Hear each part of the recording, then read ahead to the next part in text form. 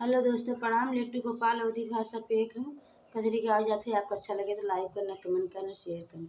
रेलिया रोकटी कटी के बाबू, हम बनारस जइबे ना। रेलिया रोकटी कटी के बाबू, हम बनारस जइबे ना। जऊ मोरे पियवा बनारस जइब, जऊ मोरे आजा बनारस जइब। हमरे भैया के दवई द, हम नहीं रवा जइबे ना। मेरे भैया के बोलवई द, हम नहीं जइबे ना।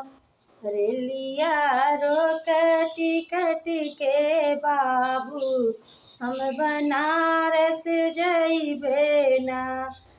रेलिया रोकटी कटी के बाबू, हम बनारस जइबे ना।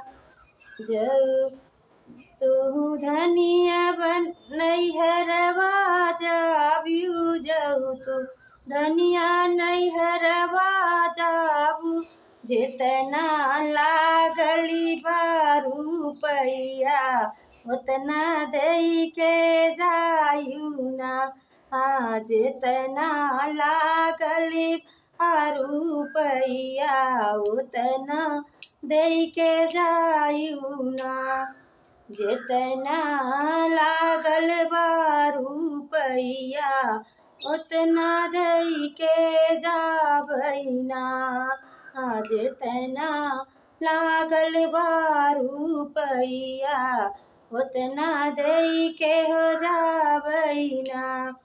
जैसे रहले बाबा घर कुंवारी, वैसे कई के जायना। जैसे रहले बाबा घर कुंवारी, वैसे कई के जायना।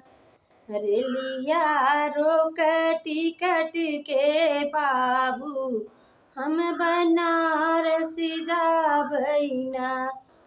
रेलिया रोकटी कटी के बाबू, हम बनारस जाबैना।